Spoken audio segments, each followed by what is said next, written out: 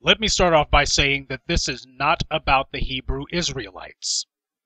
If you're somebody who has your issues with them, then that's fine. But understand, the same way that I told you that the whole R. Kelly thing is not about R. Kelly, Bill Cosby wasn't about Bill Cosby, it's about white supremacy launching an all-out offensive against black people, black men in particular. That's what this is about. The Hebrew Israelites are being used as basically a case study.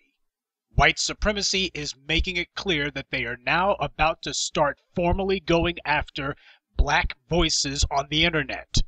Whether you agree with the Hebrew Israelites, whether or not you think they're right, whether or not you like what they do is irrelevant. The point is, they are a non-sanctioned black voice, and the white media is using them as a template. These guys get out there, they say some pretty loud stuff, they say some pretty off-the-wall stuff, they're pretty controversial. But then again, all black people who don't agree with white supremacy are controversial. But if you look at what the white media decides to hone in on as what they don't like about the Hebrew Israelites, you find that it conveniently dovetails with everything that they also don't like about the new voices of black media. Remember, this is not about the Hebrew Israelites. They're using them as the thin end of the wedge. These guys get out there, they're loud, they're speaking strongly, they're calling people names and such, and the white media looks and goes, see, that's how these new voices are. They're not responsible. They're not like the old black media. They're not like the responsible Negroes in the Congressional Black Caucus. Well, these guys say that they don't like homosexuality and they have a problem with white rule. Oh, something must be done. The same way that the white media has been using their media monopoly in order to try to make black men into the face of sexual harassment and assault, so as to get attention off of the white males who actually are the face of sexual harassment and sexual assault. They're using their media to try to prop up the next media offensive. We've been speaking out against these bastards, and we've been having an impact. So what they're doing is they're laying the groundwork for how they intend to come against us. It's going to start off with the Hebrew Israelites, and next thing you know, they're going to segue to, there are these other voices over there. They may not stand on street corners, but a lot of stuff that they say kind of dovetails with these Hebrew Israelites. That's how these guys operate. They're going to choose one in particular to hold them up as the bad nigger figure, and then they'll turn right around and say, and all the rest of you, you're no better than them, so we're going to first of all come up with the means to go after these niggers over here, these loud guys in these outfits. And then that's going to become the new rules for how they go after anyone and everyone, because they don't have a means to counter what we say. I'm going to break down the Washington Post's article about the Hebrew Israelites. This came out just today. Now, for the last couple of days, people have been hearing about the protest on Capitol Hill in front of the Lincoln Monument, and you had these Donald Trump supporters who were taunting Native Americans who were there, and it led to a standoff, and everybody's like, oh, just another case of Donald Trump's very fine people deciding that some non-whites need to be put on notice and disrespected. And that's how it was for a while, but the white media was like, whoa, we don't want white folks to get too at each other's throats, so we need to find a way to throw some niggers in there. Next thing you know, who are the black Israelites at the center of the viral standoff at the Lincoln Memorial? Wait a minute. The Hebrew Israelites were at the center of it? There were only like 4 or 5 of them there, and they were not the ones who were up in anyone's faces. They were standing off to the side. How the hell are they at the center of it? Well, this is where the white media's got to explain things to you, because if you look at it, clearly the Hebrew Israelites were not the ones who kicked this off. They were not at the center of anything, so the white media needs you to listen to them as they spin their fairy tale for you. Now, I'm going to be quoting liberally from this article, but just understand, this is supposed to be the so-called liberal media, and this is what the liberal media has to say about black people. In the initial media churn, they were nearly missed, but a small band of Hebrew Israelites, members of a historic but little-known American religious movement, may actually be at the center of a roiling controversy that has gripped the nation in recent days. It began with a now viral video clip filmed Friday at the Lincoln Memorial in Washington. The clip was widely understood as being centrally about the dangers of Trumpism, and the teenagers who were taunting the Native Americans were condemned. But a longer video soon bubbled to the surface, widening the lens. There we go. There goes that. The same stuff you hear from the right wing. Whenever black people will be killed, they say, well, we don't have all the facts yet. Now you got your good liberals saying the same thing. Well, we didn't have all the facts, you see. It showed how a group of half a dozen Hebrew Israelites had in fact been goading and preaching at both the Native Americans and high schoolers, using profanity and highly provocative language for nearly an hour. So the video showing the whites and the Indians facing off, that's not the real story. The real story is there were some niggers who were over there, and apparently they were using some indelicate language. See what they did there? The Hebrew Israelites were not part of the standoff. They were standing off to the side. That's what they were doing. They weren't in the standoff. They were standing off to the side. But the white media is telling you, no, they were in the very center of it. They have no evidence of it, but they're telling you that, so you're supposed to just buy it. And then they go on, and this is where the white media gets very interesting. I'll tell you black folks something. You don't know anything about your enemy. You wonder why it is that Professor Truth spends so much time learning the history of these bastards, finding out where their movements originate, who are their leaders, their ideological forebears and progenitors. It's because of the fact that you can't defeat your enemy unless you know your enemy. And the Washington Post put this up basically to show black folks, yeah, we may not have talked about you guys, but let us show you just how much we know about you. That's what this article is meant to do. It's meant to be a shot across the bow to make it clear, yeah, you voices on the internet, you black voices who do not speak up about how black people need to embrace homosexuality, and you're not going for the white okey doke and the intersectionality crap. Yeah, we've heard you. You've been influencing too many black people. Even if you as individuals don't agree with each other on everything, the point is as an aggregate, all of these voices who refuse to toe the white line, who refuse to let white media just rule the day, you guys have been influencing too many black people. Too many black people have been listening. And maybe it's not even a matter of do they follow the new voices of black media. The question is, are they following white power? And too many black folks are starting to veer off. So now it's a matter of, okay, white media is acting as the point man. We need to tell you, first of all, let's start the story off as always. Here's some dangerous Negroes over here. First, they're going to start off saying these guys are dangerous. They're dangerous.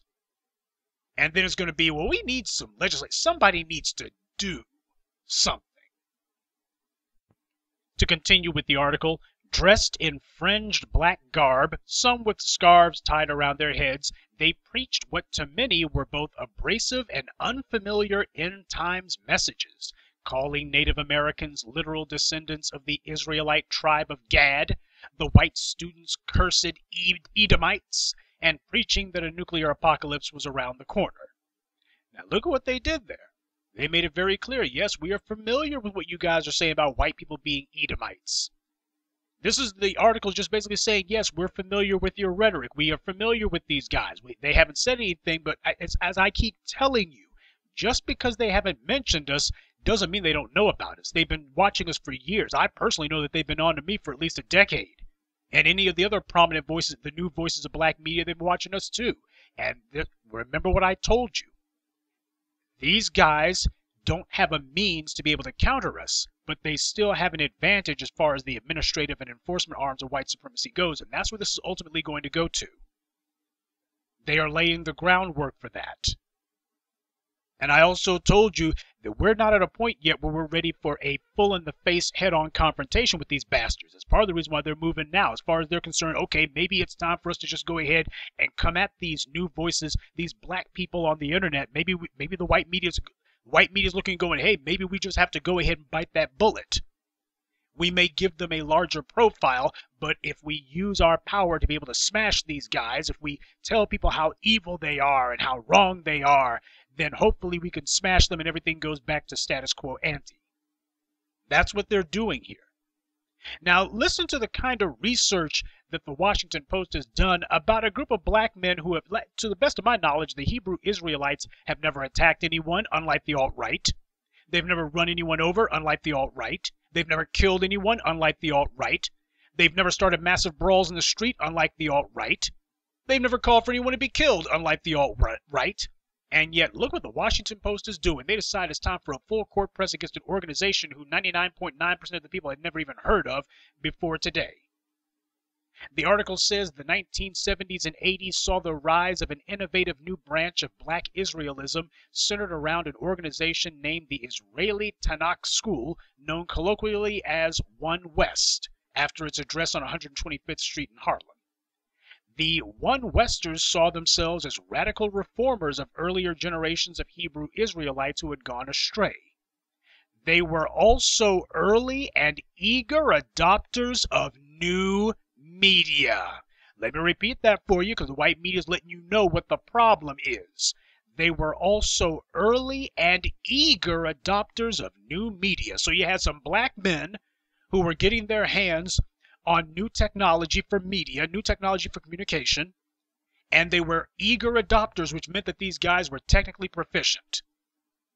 You didn't have some black folks who were out there begging some white people to do it for them, or who were really sloppy both with their presentation and their execution.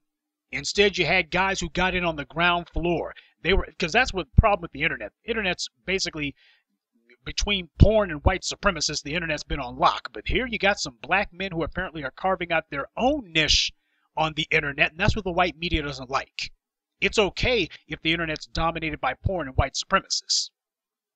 But if you got black folks who decide to get their hands on some cyber real estate, and they carve out their own niche and begin to grow that niche, now we got a problem. Now we got something that's got to be stopped.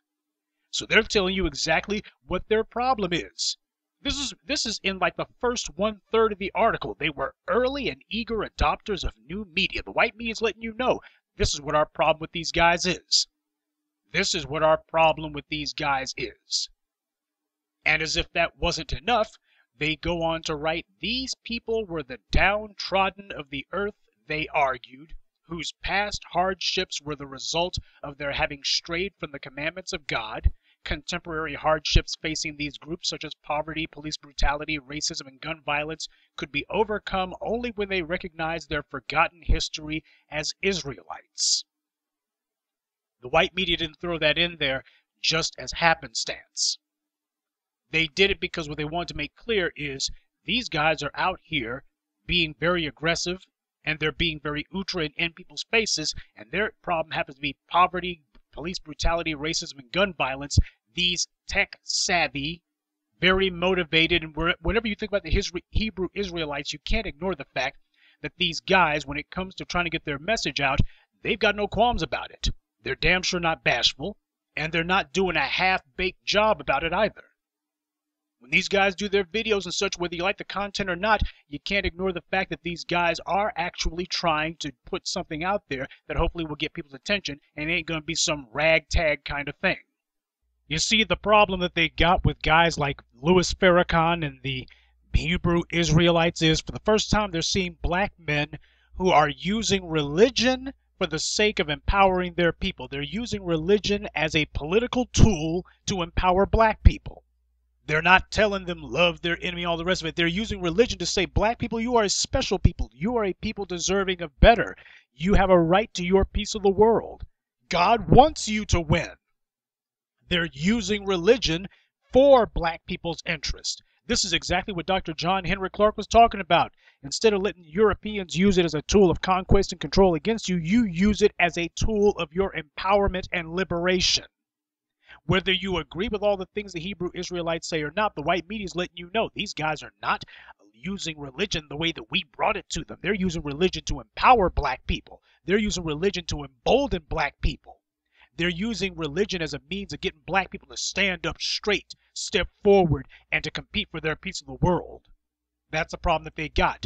That's the issue that they see with the Hebrew Israelites. Because everything that they're seeing, this is the same kind of stuff that gets taught in the synagogues. As far as they're concerned, black folks ain't supposed to have empowerment. As far as white supremacy is concerned, black people ain't supposed to be doing this. Everybody else can use religion to empower themselves, but black people shouldn't. Only thing black folks need religion for is to learn how to serve your master. Whenever they tell you turn the other cheek, they don't tell anybody else that. They tell you turn the other cheek. They tell you be peaceful and pray for those who use you despitefully. They tell you that. Meanwhile, when they get together with themselves, it's eye for an eye. And they're seeing some black men who are using religion as a tool of empowerment, and they want it to stop because it scares them. Because black people, especially black men, ain't supposed to be doing this. The Washington Post goes on to write that leaders also embraced an apocalyptic worldview, teaching that the world would soon come to an end, ushering in a time when the Israelites would assume their rightful place as rulers and the white man's time would come to an end. Now, look at that. This is what the so-called liberal paper of record, the Washington Post, inside the Beltway, the newspaper that all the members of Congress and the president read. And look at what they call an apocalyptic worldview. The Israelites read black people would assume their rightful place as rulers, and the white man's time would come to a close. It's not an apocalypse. When they exterminated the people of Tasmania and the Carib Indians in the Caribbean, and they exterminated, all but exterminated, the Aborigines of Australia, wasn't that apocalyptic several times over? No, it was white people taking what they wanted and eliminating anyone who stood in their way. That's not apocalyptic. That's just hustling for yours. So look at what the white media calls an apocalyptic worldview. Black people being in charge. This is them telling on themselves. This is how bold they are about it. They're telling on themselves. Black people in the driver's seat, black people in charge, that is the end of the world. This is the white media telling you. They're saying it. They're putting it right in front of you. Black people in charge, that's the end of the world. That's the apocalypse. That is not the house of Israel saying that. That's not the Hebrew Israelites saying that. That's the white media saying that black people finally being in charge, that would be the end of the world. If white people aren't in charge, that's the end of the world. They put it for you there in black and white. And the Hebrew Israelites are preaching a doctrine that black people should be in charge. They're preaching a doctrine that black people have a right to their piece of the world and that the Bible empowers and entitles you to it. So using religion in order to push the idea of black empowerment, that's something they got a problem with. And if black people are in charge, or rather if white people are not in charge, that's the apocalypse. The house of Israel, the Hebrew Israelites, they've never said anything about the end of the world. They've never said anything about the whole world's going to be blown to smithereens. They never said anything about that. But the white media is saying if we ain't in charge, it's the apocalypse. Look what the hell they're doing. They're showing you exactly what their problem is. And it is not the occasionally salty language or the occasionally aggressive stuff that the Hebrew Israelites say. It's the idea that white people are not going to be in charge and that they're using the Bible to sanction that idea. That's the problem. The article, or hit piece I should say, goes on to say, in the 1990s and early 2000s, by the way, notice how they've been tracking things from the 70s all the way up till today. This is the white media trying to show you, yeah, we got a full dossier on you guys. And you'll find out who put that dossier together in a minute. We'll get to that. In the 1990s and early 2000s, doctrinal disputes and an end times prophecy gone awry caused the school to fracture several times. Today, there are at least a dozen organizations that have roots in the early One West school, with many other smaller groups or camps, as they are often called, drawing influence. Now, what are they? Now, look at that. They're letting you know, yeah, we know that you guys are broken up into organizations. They're showing we've been keeping this level of tabs on you. Not only do we know how you began, we also know that about 20 years ago you guys fractured, and we know how many fragments there are. They've been keeping an eye on the house of Israel and on those groups that splintered from it. This is what the white media is trying to show. They're trying to show, yeah, we got a full dossier on you, and look how detailed it is. We know everything that you guys been doing for the last 40 years. Now the white media decides it's time to talk about what a problem black men who don't toe the line are for the society and for media. It's time. Now they're getting to the point that they really wanted to get to. This is what the entire article was meant to just basically pretend to be about some sort of journalism, when actually now they're going to tell you this is the problem with black men being able to speak for themselves. If you don't have black men who are swishing their hips and wearing pink drawers and acting like a bunch of homos, or black men who are obsessed with chasing white women's drawers, or black men who are obsessed with trying to be anything other than black men standing in their own power. Here's the problem with it. In recent years, one Westers such as House of Israel have seen a huge boost in interest as a result of online outreach. Let me repeat that for you. In recent years, one Westers such as House of Israel have seen a huge boost in interest as a result of online outreach. There are thousands of videos on YouTube. There are thousands of videos on YouTube. Look at that. This is the white media letting you know. This is how we found you guys. There are thousands of videos on YouTube and dozens of Facebook and Twitter accounts dedicated to One West Hebrew Israelite messages. Now, they are not just mentioning that simply because. This is supposed to be a prelude to deplatforming. For those of you who don't know what that means, what it means is you got Facebook, Twitter, YouTube, who will all at once decide that anything related with fill in the blank has to be scrubbed from our network, has to be scrubbed from our website. That's called deplatforming. And that it happens across the board. It's not just one website that does it. It's the big social media sites decide that they're going to try to erase you from social media, which means to erase you from social consciousness. They've got a huge advantage. They've got a virtual monopoly when it comes to being able to reach people in large numbers. So as far as they're concerned, we need to make sure that people who say the wrong things, especially if you're questioning white supremacy, especially if you're repping anything that even smacks of black empowerment, and whether you like the Hebrew Israelites or not, get it through your thick skull. This ain't about the Hebrew Israelites. What is it that Tariq Nasheed likes to say? That to them, we're all one big nigger? Well, that's exactly what's happening here. If you're not out there repping black men wearing pink panties and black women getting out there being all butch, if you're talking about black people not being dysfunctional, black people not being erratic and haphazard, black people who are having their act together, who are in the driver's seat, and who are standing as heterosexual, strong black men and women, if you're repping that, then they got a problem with you. That's what this is about. It doesn't matter if you're out there doing some quasi-religious shtick or if you're out there doing some political scientific shtick. It doesn't matter what your particular angle to reach black people is. If you're not saying the right thing, you're a problem. And what's happened is, as I told you, a critical mass of black voices, whether they are united together or not, the point is a critical mass of black voices happen to be saying something that is getting enough black people looking in a direction other than the direction white supremacy wants. There are voices now that are reaching black folks who we have now, this is confirmation. The white media is confirming for us.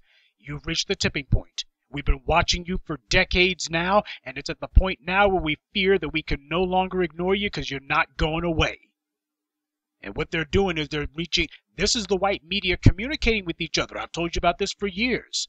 They use their media not merely to try to deceive and indoctrinate the people, but it's also how the white powers that be communicate to one another. And the message that they're sending is the major hubs of social media, YouTube, Facebook, and Twitter. These people need to be scrubbed. These people need to be erased. Now to continue.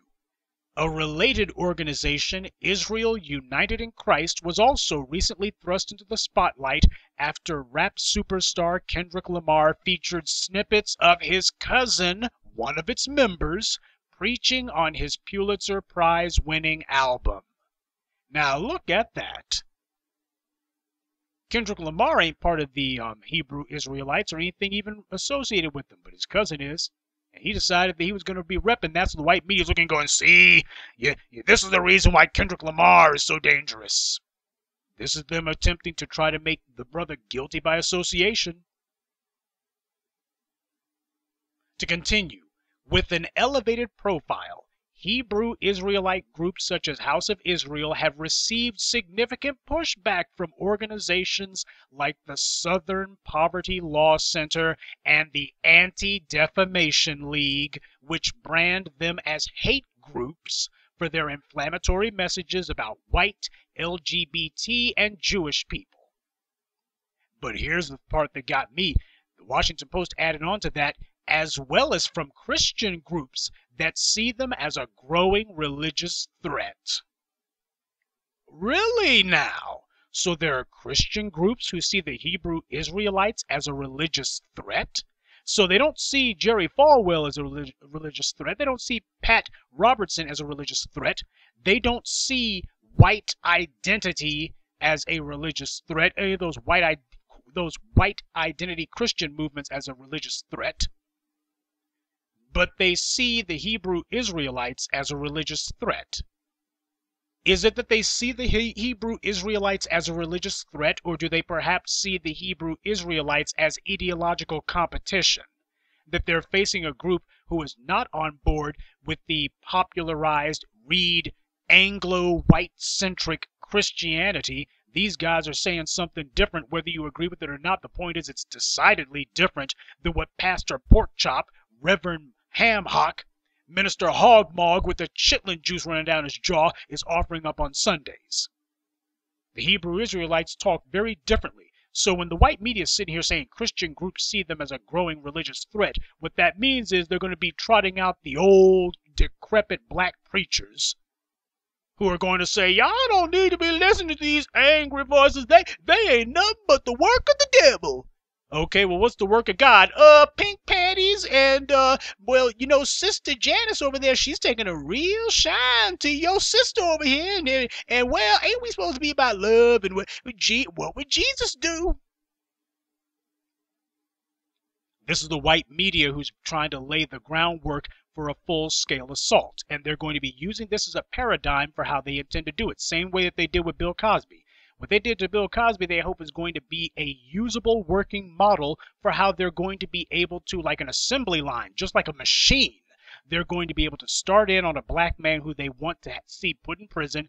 Let's gin up a fake defamation campaign filled with lies based on nothing but unsubstantiated hearsay and nothing but a bunch of made-up statements from people who have no credibility whatsoever. People who just yesterday were saying that Bill Cosby was all right. Now they're going to say exactly the opposite, and we'll have a DA who's going to say, why, we have to prosecute, and so on. You know, it's going to be a machine. Well, here they are trying to work up the exact same thing. They're trying to manufacture a machine by which they can go after black voices in new media. They keep saying that over and over again. The Hebrew Israelites were early and eager adopters of new media. They've got thousands of videos on YouTube and dozens of Facebook and Twitter accounts. And that their surge in interest in them was the result of online outreach. White media is making it clear we got to scrub these guys from the scene, anything that it takes. And they intend to not only do this in terms of attempting deplatforming, because I think that's what's coming, that's what they're setting the stage for, but also it's a matter of, well, these guys started offline before they were online, so what we need some responsible black voices. Yeah, black people who are on the payroll, like the congressional black talkers, and these corrupt and crumbling black preachers who ain't done a damn thing for anybody. We need them to push back against these angry, irresponsible voices, these hate groups. They don't, now notice how they just smear these guys. They don't bring anything that might even remotely say, wait a minute, here's who these guys are and what they stand for. Nothing that actually says, here's why people would be interested in these guys. Let them speak for themselves. It's not as if the Hebrew Israelites won't talk to you. They'll talk to anybody who listens to them, and a lot of people who don't want to listen to them. So why didn't the white media talk to them? Same reason that the scumbags behind the R. Kelly mockumentary didn't bother to talk to Aaliyah's mother. Because this article is not about informing people. This article is about trying to dominate the public mind, trying to set up an image, a false image of the Hebrew Israelites, which they will then use as a pale brush to try to paint any and all black voices on the internet who ain't like Roly-Poly Martin, who ain't like Agent Duvernay, who ain't like Joy Reid. That's what this is about. Now, to close their little hit piece, they said, but as the scene of their preaching spread widely over the weekend, House of Israel members claimed they were not instigators and were not threatening any real violence. One Westers also claimed they are unfairly targeted by groups such as the Southern Poverty Law Center. The House of Israel presence at the Lincoln Memorial was, for the group, quite mundane, despite the flurry of attention. Indeed, Israelite street preaching in parts of D.C., Philadelphia, and New York is commonplace, a familiar, if odd, accent to city life. That's the Washington Post saying this, folks. The second most important newspaper in the United States. This is the Washington Post, along with the New York Times and a handful of other media outlets, mostly the big three media outlets, plus CNN if you want to throw them in. They are, as Dr. Noam Chomsky aptly put it, they are the agenda-setting media. Their job is to tell people what it is, the issue of the day to think, that you ought to be thinking about, and to tell you what you should be thinking about it. We're going to tell you what it is that you ought to be talking about, and we're also going to be telling you what you should think about it. We need to be focusing on these black Israelites. Why? They're a hate group. They're a hate group. That whole canard about trying to manufacture some black equivalent to the KKK, this has been a perennial delusion of white people for the longest time. They tried it with Nat Turner, tried it with Frederick Douglass, tried it with Booker T. Washington, tried it with Paul Robeson, tried it with Dr. King, tried it with Malcolm, tried it with the Nation of Islam, tried it with Farrakhan, tried it with any black man who does not show up and say, I just love getting beat up by white folks and I love racism and I ain't mad at nobody. If you don't say that, then you are a hate group, and that's the lie that they keep pushing. Oh, and on a side note, that Native American who that white kid was smirking in the face of, was mocking, his name is Nathan Phillips. It was hilarious because there was a Yahoo article where they quoted this Phillips character as saying that he felt like he had to get in between the Hebrew Israelites and these Trump white kids, even though the Hebrew Israelites were not trying to get to anybody. They were just standing their ground. And yet this guy tries to make it seem as if, they were about to come to blows. In that case, how the hell did he get between them then if they were about to come to blows? Little frail, raggedy thing that he is, he couldn't stop a freaking dandelion, much less some big, strong Hebrew Israelites who decided that they wanted to have a go at the Edomites. But this Nathan Phillips, and I nearly laughed till I died when he said that I had to get between them because I was seeing my country being torn apart. And I'm sitting here thinking, dude, if you are a Native American, a real one, not a $5 Indian, but if you really are a real Native American, I got news for you, Chief Running Mouth. Your country has already been ripped apart. It was ripped apart 150 years ago when the white folks decided to tear it up and divide it amongst themselves. See, this is the problem with the Native Americans. For those of you out there who still get dewy-eyed about them, the Native Americans, Dr. Claude Anderson was not being hateful at all or scornful when he told you the simple, pig-simple historical facts. The Native Americans were neck-deep in the slave trade. How do you think the good white folks were able to get in here in such large numbers? Yeah, there were a few Native Americans who might have resisted, but by and large, the Native Americans went along with it. What happened was they decided that they thought that they were going to get something out of it, and the only thing that they got out of it was damn near exterminated. And as you can see, there's a lot of them who are still ripe for an early grave the way that they're talking. They're talking about, I was watching my country. My country? That's as stupid as the Negro who likes to say, our astronauts, our nation's flag. But this is what passes for a Native American who the white media likes. They like a guy like this. They like a guy like this because he's not threatening white power. So that's what needs to be remembered here, folks. The Hebrew Israelites are not being targeted because there's some one-off. The white media is not just focusing on them. This is meant to be a prelude to the white media's attack on the new voices of black media, because that's what's coming next. They're using the Hebrew Israelites simply as the thin end of the wedge. They're going to get out there and demonize them and say, focus on all the cursing these guys. Oh, these guys are full of hate. The Southern Poverty Law Center says they're bad guys. And the ADL, why, we can't question the Jewish Anti-Defamation League. We can't question them. They say these are bad guys. Well, what makes them bad guys? Well, Didn't you read the Washington Post article? Didn't you see what it is that these guys have a problem with? What it is that these guys spend their time railing against? Why, these guys, they actually are just disparaging of what? Are they disparaging of decency? No. Are they disparaging of a man and a woman being committed to each other? No. What are they disparaging of? Well, they say all sorts of unkind things about LGBTs, and occasionally they're critical of Jewish people, and well, you should hear what they say about white people in general. Oh, you should hear what they say. These guys, this is just pure hate. What would Dr. King say?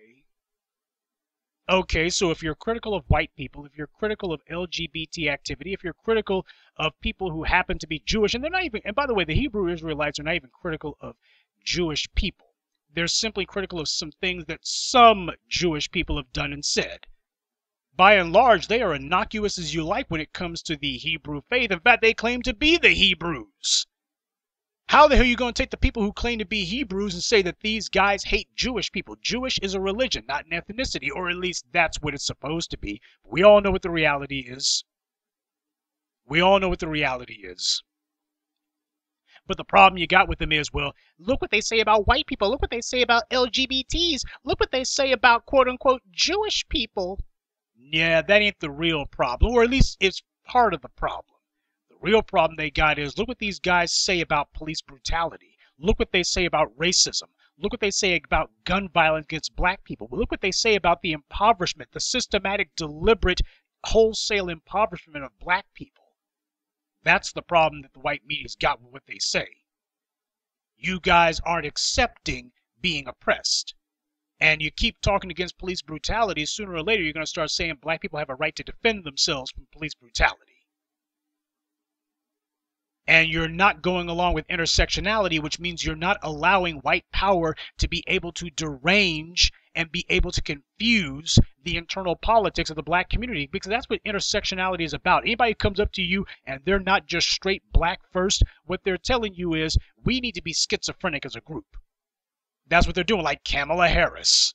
You'll have a woman who has been waging her own personal war against black people for over 20 years, allowing anyone who wants to kill black people to do so with impunity, and she'll protect them with the full force and power of the law. And yet she'll get in front of you and say that, well, everyone's interests should be represented equally. That's what the white media wants, which is they want a continuation of white power and privilege. This is not about the Hebrew Israelites. The white media is simply making a declaration that these guys are going to be the test case. Now look, we got issues and things that we differ on with one another. No group, no matter if they claim to all be on the same team or not, no group or subset of groups is going to agree on everything. Dr. William Mackey told us about this. We can differ on method, but we damn sure should not be in disagreement when it comes to the result, what it is that we want. I'm not telling you to get out there and put on the outfits that the Hebrew Israelites wear and to be calling white folks screaming, cursed Edomites in the streets. I'm not telling you to do any of that, but I am telling you that you better understand that as black folks, we can't allow for ourselves to be divided and conquered. Even if we disagree with each other, even on issues of principle, when we see white media, which is the propaganda arm of white supremacy, coming after one of us, we better understand that their MO ever since the first Europeans put their decrepit feet on African soil has been divide and conquer. And that's what they did, picking them off one at a time. They could never have taken Africa all at once. So what they did was they came in and picked us off one at a time. And instead of us standing together and hanging tough, which is the only thing that ever worked, take a look at what happened in the Congo with the Portuguese, if you want an example of that. Better yet, take a look at Northern Africa with what the Nubians did against the Arabs. It is when the Africans stood together, they won. But the problem is, it's been damned rare when we've done that. Too many cases, we are ripe for a fall because we fracture. I'm not telling you to get in bed with the Hebrew Israelites. What I am telling you is to be aware that this is white power, the white media, this is white supremacy doing what they've always done. They target some group of black folks and say, oh, well, this isn't all black people, it's just them over there. And instead of black folks saying, wait a minute here, first of all, even if you weren't going to come after me next, I see you going after black people, period. I'm not going to let that happen. Even if, let's just go ahead and separate the idea of let's separate the idea of black solidarity from this. Is it a good thing to just sit back and let white power go ahead and just pick some black group that it wants to pick off? Just let them select some group that they want to go in on, and we just sit back and go, oh well. At what point do we decide that we need to draw the line and that white power better stay on their side? They better stay on their side of the fence or else. That's what's happening here. They're testing us. They want to see what our reaction is going to be. They want to see if we're going to allow that to happen. You see, whether you agree with Minister Louis Farrakhan or not, you better understand when the white media takes shots at him, they ain't doing it just in isolation. He's being used as a proxy for all of us, the same way that the Hebrew Israelites are being used as a proxy for you and me. What the Hebrew Israelites represent, the doggone article sat there and said it in black and white. What they represent are black men who are eager and early adopters of new media. They are tech savvy and they are aggressive at getting their message out. And most of all, the biggest problem with the Hebrew Israelites is they have proven to be effective. They have been effective with their online outreach. They have been effective at making it where they tee up the people who they want to take down, to tee them up and make them cringe, tee them up and make them fear them. The Hebrew Israelites have proven themselves to be quite adept at that. And these guys have also proven that they're not letting in any doggone pink panty wearing high-heeled chumps. They're not doing any of that. They have their ideology and they're sticking to their guns about it. Now, you may disagree with that ideology, but what you cannot disagree with is the fact that the white media clearly has a problem with it. The Hebrew Israelites are proving that, apparently there's just enough of them who are making it clear. No, when white power comes along trying to figure out how do we co-opt this group, they're like, nah, we prefer our own company to yours. So do not let this pass by, just whiz by your head. When the Washington Post does something like this, you better believe this is not a one-off. This is the first shot across the bow. The Hebrew Israelites are being used as a proxy. This is not going to stop with them. This is a test case. They want to see how far they can get with it, because everything that they're saying about the Hebrew Israelites, everything that they're saying about these guys could easily apply to you and me. And that's deliberate, to keep that message, to use certain wording, to use certain words. And before it's all over, get ready to hear them saying, look at how they talk about women. They're so hateful they hate their own women. Even though the doggone Hebrew Israelites talk all the time about you can't have no woman but a black woman. But before it's all over, get ready to hear that, because that's going to be the line that they use. Everything you're hearing them throw at the Hebrew Israelites, you will hear and see it again, because they're going to be coming at us with it next time. Look at what they say. These guys rail against poverty, police brutality, racism, and gun violence. These guys have been critical of the white community, LGBT behavior, and Jewish people. Now, even though even though none of that happens to be true, it is true that the white media is trying to convince people of that. This is the line of rhetoric that they're going to use when it comes time for them to come at us. They're going to point to the Hebrew Israelites and say, look at these guys, so outrageous. Oh, it's obvious these guys are a hate group. Then they're going to say, and look at these guys over here. They may not be quite as in your face as the Hebrew Israelites. These guys might be a little more tactful, but they draw from the same well. This Professor Black Truth guy, I mean, has he embraced the LGBT lifestyle? Does he have anything good to say about intersectionalism? Well, has he ever tried a gay relationship? How would he know how? Does he? He just hates people. He's just full of hate. Expect for that to be used against the new voices of black media. Expect it. What is it that I've told you for the longest time? That under white supremacy, nothing, absolutely nothing happens in a vacuum. Damn sure not where the white media is concerned. They're not covering this simply because it was a slow Tuesday and there was nothing else to write about. They were doing that because, as far as they're concerned, they have now seen that some of these guys who are online are now occupying physical space. The messages that have been coming from black people, black men in specific, that have not been in line with the white supremacist dogma that has been attracting attention and gaining a following and gaining steam, they're looking and going, maybe we can't leave this alone. Maybe these guys are not just going to wither on the vine. We were hoping that if we ignored them, maybe their support would top out and then begin to taper off. But that's not happening. They just keep on building. They've seen the crowdfunding efforts. They have seen the crowdfunding from you guys. They have seen whenever the New Voices of Black Media do their podcasts and they do their live streams, they've seen the money that comes in. They've seen the support that you put behind it. You guys are out doing the freaking alt-right. You're out doing the white supremacists. And if black people who have the right message and the right ideas, if they're able to aggregate enough resources to inflict their will, white supremacy is going to find itself on the defensive real fast.